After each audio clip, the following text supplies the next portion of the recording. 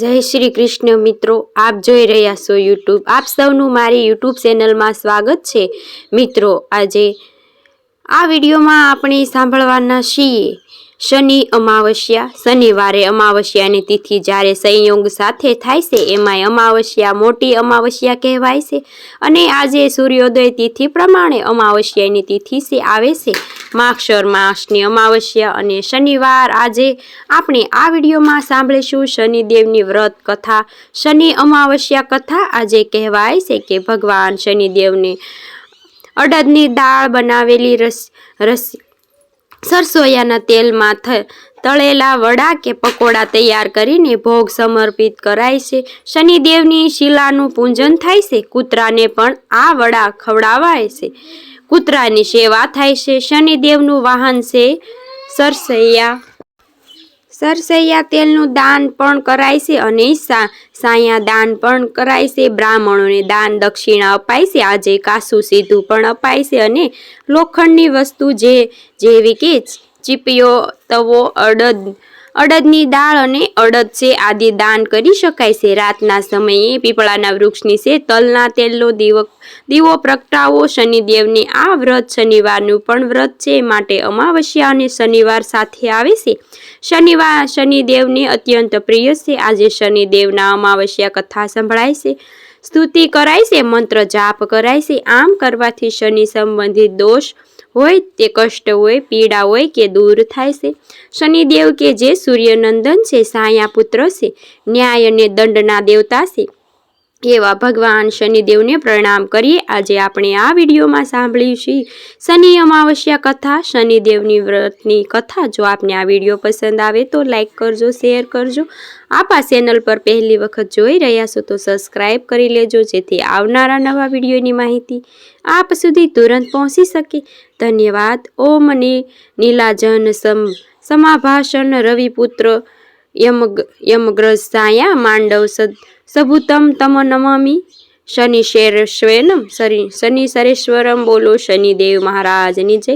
એ જાણવાના છીએ આજના દિવસે આપણે શનિ મહારાજની વ્રત કથા સાંભળીશું, જેને સાંભળવાથી ધર્મ, અર્થ, કામ અને મોક્ષની પ્રાપ્તિ થાય છે.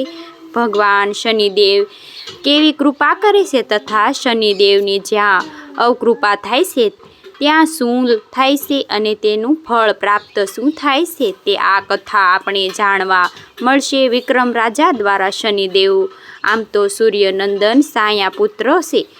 ગ્રહોના રાજા સૂર્યનારાયણ કહેવાય છે, પરંતુ ગ્રહોના રાજા શનિદેવ પણ કહેવામાં આવ્યા છે. પોતાના પિતા રાજા શનિદેવને પણ કહેવામાં આવ્યા છે. પોતાના પિતા સૂર્યનારાયણની જેમ તેજસ્વી તથા મહાપ્રતાપી શક્તિશાળી ભગવાન શનિદેવની આ કથા આપણે આ વિડીયોમાં સાંભળીશું. આપને આ વિડીયો પસંદ આવે તો લાઈક કરજો, શેર કરજો, કમેન્ટ કરજો. આપ આ ચેનલ પર પહેલી વખત જોઈ રહ્યા છો તો સબસ્ક્રાઈબ કરી લેજો, જેથી આવનારા નવા વિડીયોની માહિતી આપ સુધી તુરંત પહોંચી શકે. ધન્યવાદ. ઓમ નીલાજય સમાભાસન રવિપુત્ર યજ્ઞ સાયા માતમ સંભૂતમ તમ નમામિ શનિ શરણમ. બોલો શનિદેવ મહારાજની જય. ઘણા પ્રાચીન કાળની આ વાત છે. સૂર્ય, ચંદ્ર, મંગલ, બુધ, બૃહસ્પતિ, શુક્ર, શનિ, રાહુ અને કેતુ આ 9 ગ્રહ એકઠા થયા અને વાતોએ વળગ્યા. સૂર્યદેવ કહે છે કે તમારા બધામાં હું સર્વશ્રેષ્ઠ છું. મારી કૃપા હોય તો વ્યક્તિ ધન, કીર્તિ, રાજ, સન્માન, કુટુંબ સુખ, સમૃદ્ધિ, સુખ, પુત્ર સુખ, બુદ્ધિ લાભ અને સર્વ કાંઈ સિદ્ધિ કરી શકે છે. આ સાંભળીને ચંદ્રદેવે કહ્યું કે હું જળાશયોના સ્વામી, સ્પર્શો સ્વામી અને શાંતિ રૂપનો સ્વામી છું. હું સત્વગુણી છું, સંસળ સ્વભાવનો છું. મારી કૃપાથી વ્યક્તિ દાન, તપસ્યા બંને છે તે દેવો ભક્તિ કરે છે. આ સાંભળીને મંગલ કહે છે કે હું પૃથ્વીનો પુત્ર છું.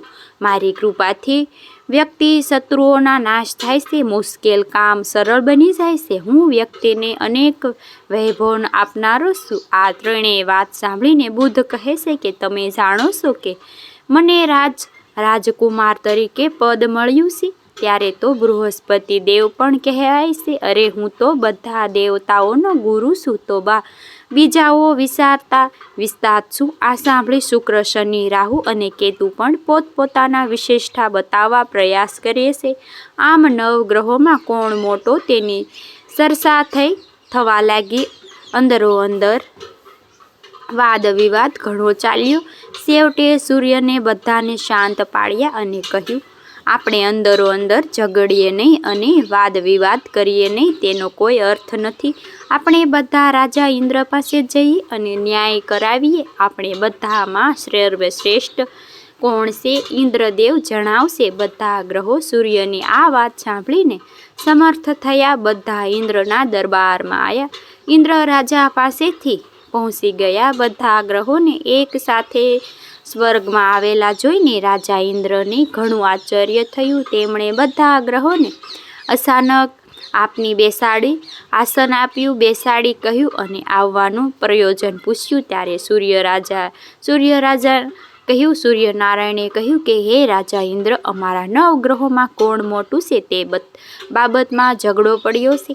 દરેક ગ્રહ પોતપોતાના બધામાંથી મોટો માને છે. અમે તમારી પાસે બાબતે ન્યાય માંગવા આવ્યા છીએ. અમારામાંથી સૌથી મોટો કોણ છે તમે જણાવો. રાજા ઇન્દ્ર સૂર્યની વાત સાંભળીને વિચારમાં પડી ગયા. આમ તો કોને મોટો કહેવો તે સમસ્યા છે. તે જેને મોટો કહીશ એટલે કે બાકીના 8 ગ્રહો તેમની ઉપર નારાજ અવશ્ય થશે. આમ વિચારીને ઇન્દ્રદેવે કહ્યું, મારામાં એટલું સામર્થ્ય નથી કે હું તમારો નિર્ણય કરી શકું. કોણ મોટું છે ને કોણ નાનું છે, ન્યાય મેળવવા માટે તમારે પૃથ્વીલોકમાં જવું પડશે. ત્યારે ઉજ્જૈન નગરીમાં વિક્રમ રાજા આદિત્ય નામ રાજા રાજ કરે છે. તે તમારો ન્યાય કરશે. ઇન્દ્ર રાજાની વાત સાંભળીને 9 ગ્રહો ત્યાંથી સીધા વિમાનમાં બેસીને પૃથ્વીલોકમાં આવવા નીકળ્યા. તેઓ બધા વિમાનમાં બેસીને ઉજ્જૈન નગરીમાં વિક્રમ રાજાની સભાગૃહની સામે આવીને ઉતર્યા. તે સમયે રાજા વિક્રમ સભા ભરીને બેઠા હતા. તે સભામાં અનેક વિદ્વાન અને જ્ઞાની મહાપુરુષો, પંડિતો, મંત્રીઓ, વિપ્રો બેઠા હતા. ત્યાં એક અનુસરે આવીને ખબર આપ્યા કે રાજદેવલોકમાંથી વિમાનમાં બેસીને ઘણા દેવો આવ્યા છે. રાજા આ વાત સાંભળીને આશ્ચર્ય પડી ગયા. ત્યાં તો તે 9 ગ્રહો સભાગૃહમાં દાખલ થઈને વિક્રમ રાજા સમક્ષ ઉપસ્થિત થયા. વિક્રમ રાજા 9 ગ્રહોને ઓળખીને ઊભા થઈને પ્રણામ કર્યા અને આવકારમાં બાજુ ખાલી પડેલા આસનો બેસાડવા માટે વિનંતી પણ કરી. 9 ગ્રહો આસન ગ્રહણ કર્યું. પછી રાજા વિક્રમે પૂછ્યું, હે 9 ગ્રહ દેવતાઓ, આજે મારા રાજ્યમાં પધરામણી કરીને મને ઘણો આનંદ થયો. હવે આપ અહીં આવવાનું શું પ્રયોજન છે તે જણાવો તો મારી ઉપર ઘણી કૃપા થશે. રાજાના વચન સાંભળીને સૂર્ય ઊભા થઈને કહે છે કે અમારા 9 ગ્રહોમાંથી કોણ મોટું છે તે બાબતમાં વિવાદ થયો છે. તમે ન્યાય કરો. અમારા 9 ગ્રહોમાંથી કોણ મોટું છે અને કોણ નાનું છે. સૂર્યનારાયણની આ વાત સાંભળીને રાજા વિક્રમ ચિંતામાં પડી ગયા.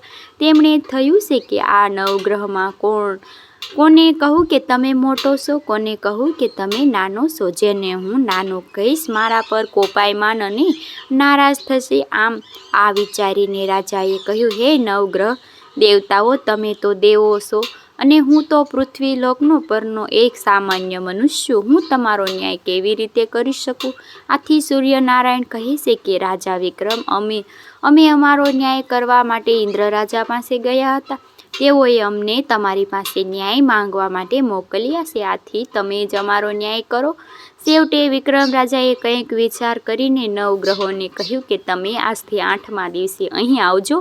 તે વખતે હું તમારો ન્યાય અવશ્ય કરીશ. પછી 9 ગ્રહ અહીં 8મા દિવસે પાછા મળીશું તેમ નક્કી કરીને વિમાનમાં બેસીને પોતપોતાના સ્થાને ચાલ્યા ગયા.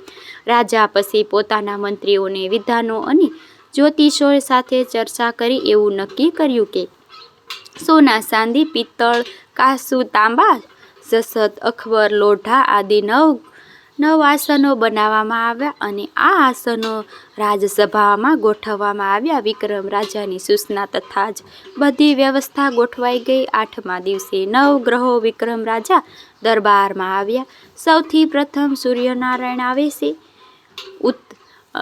તેમને ઉત્તમ એવા સોનાના આસન ઉપર બેસાડવા માટે આ વિનંતી કરી. પછી ચાંદીના આસન પર ચંદ્રદેવને બેસવાનું કહ્યું. આમ દરેક ગ્રહને જેમ જેમ આવતા ગયા તેમ તેમની અલગ અલગ ધાતુના આસન ઉપર બેસાડવામાં આવ્યા. સૌથી છેલ્લે શનિદેવ આવ્યા. તેમને લોઢાના આસન ઉપર બેસાડવામાં આવ્યા. બધા ગ્રહો આવી ગયા. જાણીને શનિદેવ બોલ્યા, હે વિક્રમ રાજા, તમારા કહેવામાં મુજબ અમે બધા અહીં આવી ગયા છીએ. હવે તમે અમારો ન્યાય કરો. અમારામાંથી સૌથી મોટું કોણ છે? આથી વિક્રમ રાજા ઊભા થઈને કહે છે કે ગ્રહ દેવતાઓ, જેમ તમે આવ્યા છો કે ક્રમમાં તમે પાછા જાઓ. તમે તમારો ન્યાય જાતે કર્યો છે.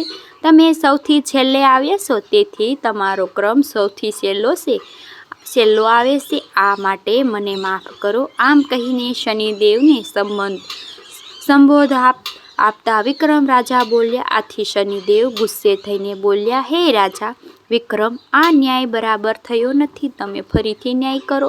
વિક્રમ રાજા કહે છે, એકવાર જે ન્યાય થયો છે તેનો ફરીથી ન્યાય ન થાય. આથી આ ન્યાયને માન્ય રાખો. આ સાંભળીને શનિદેવ ક્રોધમાન અને નારાજ થઈને બોલ્યા, હે રાજા વિક્રમ, તમે મારા બળને પરાક્રમને જાણતા નથી. સૂર્ય 1 રાશિ પર 1 મહિનો, ચંદ્ર 2.25 દિવસ, મંગળ 1.5 દિવસ, બૃહસ્પતિ 13 મહિના અને બુધ અને શુક્ર 1 મહિનો, રાહુ કેતુ ઉલટા ચાલ કેવળ 18 મહિના 1 રાશિ પર રહે છે. પરંતુ હું 1 રાશિ પર 2.5 વર્ષ સુધી 30 મહિના રહું છું. મારી અવકૃપા થતાં મોટા મોટા દેવતાઓ પણ દુઃખ ભોગવવું પડે છે. જ્યારે માં રામચંદ્ર પર સાળસાતી આવી ત્યારે તેમને રાજપાટ છોડીને વનવાસ જવું પડ્યું. તેમ રાવણ પણ સાળસાતી આવી તો સોનાની લંકા બળીને ખાખ થઈ, તેનું કુળનો નાશ થયો. આથી હવે તમને કહું છું કે તમે સાવધાન રહેજો. વિક્રમ રાજાએ કંઈક ક્ષોભ સાથે કહ્યું, શનિદેવ, મેં તો આપની સાથે ન્યાય જ કર્યો છે. પરંતુ જો તમે તેને અપમાન સમજતા હોય તો હું શું કરું? તમને જેમ ઠીક લાગે તેમ કરજો. હું તમારી ધમકીથી ડરતો નથી. મારા ભાગ્યમાં જે લખ્યું છે તે મારે ભોગવવું જ પડશે. કેટલાક સમય પછી રાજા વિક્રમ પર સાળસાતી આવી. તે સમયે શનિદેવ ઘોડાના વેપારીના રૂપ લઈને અનેક ઘોડાઓ સાથે ઉજ્જૈન નગરીમાં આવ્યા. વિક્રમ રાજાને જાણ થઈ કે કોઈ પરદેશી ઊંચી જાતનો ઘોડો લઈ આવ્યો છે. આથી વિક્રમ રાજાને તે વેપારીને બોલાવીને ઘોડો બતાવવા માટે કહ્યું. વેપારી ઘોડા લઈને આવ્યો. વિક્રમ રાજાને એક પછી એક ઘોડો જોવા માંડ્યા. આમાંથી તેમને એક ઘોડો પસંદ પણ આવી ગયો. તેમને વેપારીને તે ઘોડાનું મૂલ્ય પૂછ્યું ત્યારે વેપારીએ કહ્યું, પહેલાં તમે ઘોડા ઉપર બેસીને તેની પરીક્ષા કરી જુઓ, પછી તેનું મૂલ્ય આપણે નક્કી કરશું. વિક્રમ રાજા તે ઘોડાની પીઠ ઉપર બેસીને દોડાવવાનું ચાલુ કર્યું. તે ઘોડો એટલી તેજ ગતિ દોડવા લાગ્યો કે રાજા વિક્રમને તેને કાબૂ રાખી ન શક્યા. આમ ભાગતા ભાગતા તે ઘોડો ગાઢ જંગલમાં પહોંચી ગયો. આ જંગલનું નામ હતું અધિવન. અહીં વાઘ, સિંહ, ચિત્તા, દીપડા આદિ વિક્રમરાળ પ્રાણીઓ રહેતા હતા. છેવટે ઘોડો રાજા પોતાની પીઠ ઉપરથી નીચે પટકી અંતર્ધ્યાન થઈ ગયો. વિક્રમ રાજા વિચારવા પડી ગયા કે મારે કોઈની સાથે વેર નથી, તો પછી મને અહીં કોણ અને શા માટે લાવ્યું હશે? વિચારતા આમ તેમની જોવા ફરતા લાગ્યા. આમ તેમ ભટકતા ઘણો સમય વીતી ગયો, છતાં બહાર નીકળવાનો કોઈ માર્ગ જડતો નહોતો. રાજાએ સખત ભૂખ અને તરસ લાગી. ચારે બાજુ દૂર દૂર સુધી હિંસક પ્રાણીઓના અવાજ સાંભળતા હતા. તેથી રાજા એક ઝાડ ઉપર ચડીને જોવા લાગ્યા. ત્યાં તેમને નજરે નગર તરફ જવાનો માર્ગ દેખાયો. વિક્રમ રાજા નીચે ઉતરીને તે માર્ગે આગળ ધ્યાન થઈ તંબાવટી નગરીમાં આવી પહોંચ્યા. નગરમાં ફરતા ફરતા તેઓ એક દુકાન જઈને પહોંચ્યા અને તેના શેઠને કહ્યું, મારું નામ બીકો છે, હું ઉજ્જૈન નગરીનો રહેનારો છું. આ જાણીને શેઠે બીકાને ઠંડુ પાણી પાયું અને દુકાનમાં એક બાજુ બેસવા માટે કહ્યું. આ દિવસે શેઠની દુકાનમાં ઘણો વેપાર થયો. શેઠને સમજ્યા કે આવનાર મનુષ્ય કારણે જ આજ મારો વેપાર વધ્યો છે, તેથી તે ભાગ્યવાન હોવો જોઈએ. સાંજ પડતા શેઠ બીકાને પોતાની સાથે લઈ ગયા. શેઠને ઘેરે આવીને શેઠાણી અને પોતાની દીકરીને વાત કરી. આવનાર ભાગ્યવાન છે. સાંજે દુકાને બેઠો હતો તો મારે ખૂબ જ જાજો ફૂલ્યો ધંધો વકર્યો અને ઘણો લાભ પણ મળ્યો, તો માટે હું તેને અહીં ભોજન માટે લાવ્યો છું. શેઠાણી અને તેની દીકરીએ કહ્યું, સારું કર્યું તમે તે જમવા માટે અહીં લાવ્યા. અમે જમવાનું પીરસી ત્યાં સુધી તમે બંને હાથ પગ ધોઈ લો. બેસો, પછી તમને જમવા બોલાવીશું. દીકરીને શેઠ અને પેલા મહેમાન ઓરડામાં ઉતારો આપ્યો. બીકો હાથ પગ ધોઈને ઓરડામાં બેઠો. ત્યાં તેને એક કોતરક જોયું. દિવાલમાં ખીતી ઉપર એક હીરાનો હાર લટકી રહ્યો હતો. તેને ભીત ઉપર ચિતરેલા એક હંસ ગળી ગયો. બીકો આ જોઈને આશ્ચર્ય પામ્યો. જમવાનું કહેતા આવતા બીકો જમવા ગયો. પછી શેઠની દીકરી પોતાના ઓરડામાં આવીને હીરાના હારને ખીતીએ લટકાવ્યો હતો. તેને લેવા ગઈ તો ત્યાં હાર દીઠો નહીં. તેણે નોકરાણીને બોલાવીને પૂછ્યું, જોયું તો તમે જણાવ્યું કે મને નથી ખબર. જમીને પાછો ઓરડામાં આવતા શેઠની દીકરીએ પૂછ્યું કે અહીં ખીતી ઉપર મેં હીરાનો હાર મૂક્યો હતો, તે તમે જોયો છે? ત્યારે બીકો વિચારીને કહ્યું કે ખીતીએ લટકાવેલો હીરાનો હાર દિવાલે ચિતરેલા હંસ ગળી ગયો છે. તેમ કહીશ તો મને કોઈ માનશે નહીં. તેથી બીકાએ જણાવ્યું કે તે હાર મને ખબર નથી. શેઠની દીકરીએ બીકાને હાર આપી દેવા ઘણું સમજાયું, છતાં પણ હાર ન મળતા દીકરીએ શેઠને આ વાત કરી. શેઠ પણ બીકાને હીરાનો હાર લીધો હોય તો આપી દેવા માટે જણાયું, કેમ કે તેના વગર બીજું કોઈ આ ઓરડામાં આવ્યું જ નથી. પણ બીકો જણાયું કે હાર લીધો નથી. છેવટે બીકાને હાથ પગ બાંધીને રાજાના મહેલ લઈ ગયા અને બધી વાત રાજાને કરી.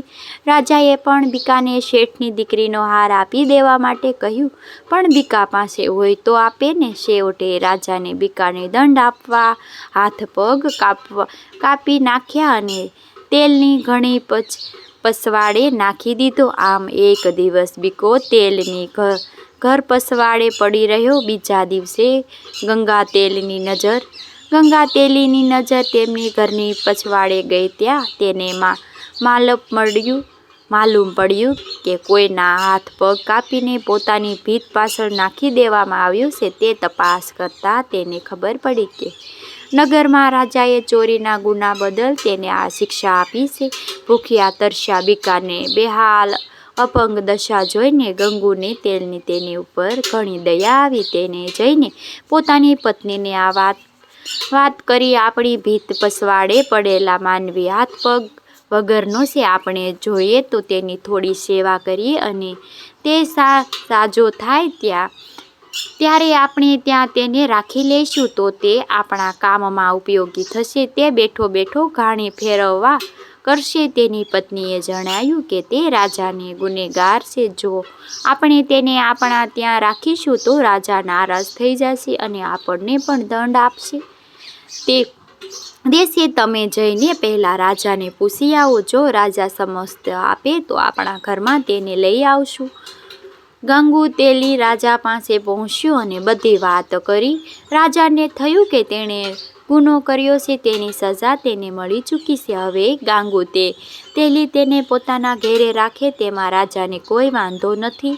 ગાંગુ તેલી ઘેર આવ્યો અને તેની પત્નીને બધી વાત જણાવી.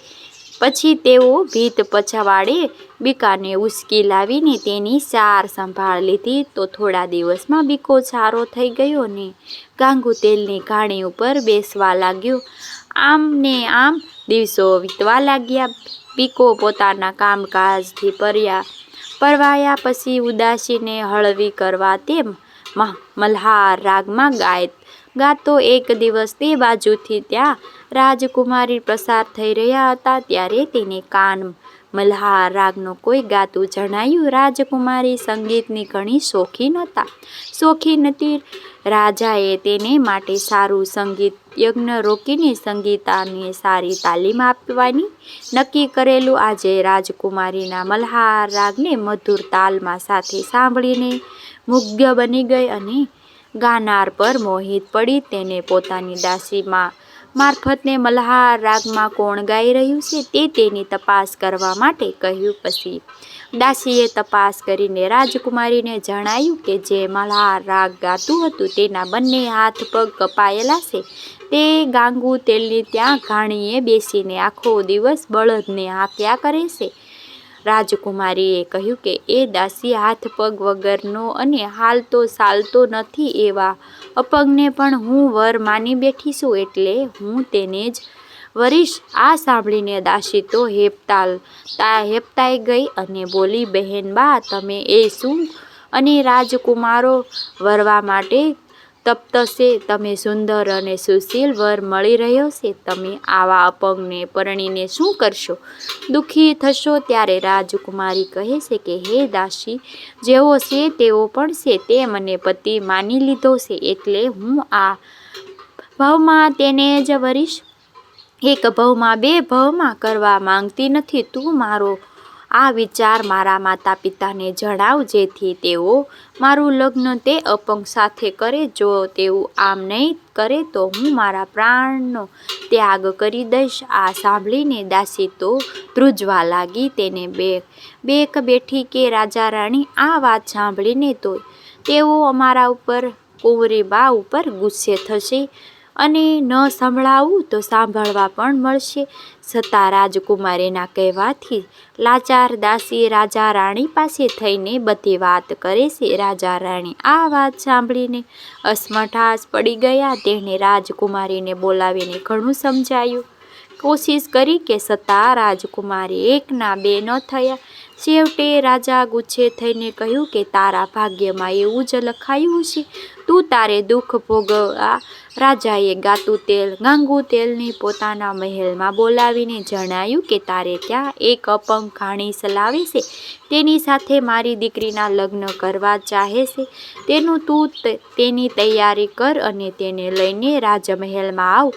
ગાંગુ તેલને ઘેરે જઈને બીકાને બધી વાત કરી. એટલે કે બીકાએ કહ્યું કે તમે રાજા પાસે જઈને 2 દિવસ અવધિ લઈ આવો, 2 દિવસ પછી લગ્ન કરીશું. ગાંગુ તેલે આ વાત જઈને રાજાને કરી અને 2 દિવસ થોભી જવા માટે જણાયું. હવે બીકાએ જે વિક્રમ રાજા હતો મનનો મન શનિદેવને વિનંતી કરવા લાગ્યા કે મેં આપનો અપરાધ કર્યો છે તે માટે માફી માંગુ છું. તમારી શક્તિનો મને પરચો મળી ગયો છે, તમે માફ કરીને મારી ઉપર કૃપા કરો. એવા બીકો જ્યાં બેઠો હતો ત્યાં જ શનિદેવનું વિમાન આવી પહોંચ્યું. શનિદેવ વિમાનમાંથી નીચે ઉતરીને બીકા પાસે આવ્યા. શનિદેવની અમી દ્રષ્ટિ બીકા ઉપર પડતા જ બીકાના હાથ પગ રૂપ પાછા આવી ગયા અને તે કાનથી માન બની ગયા.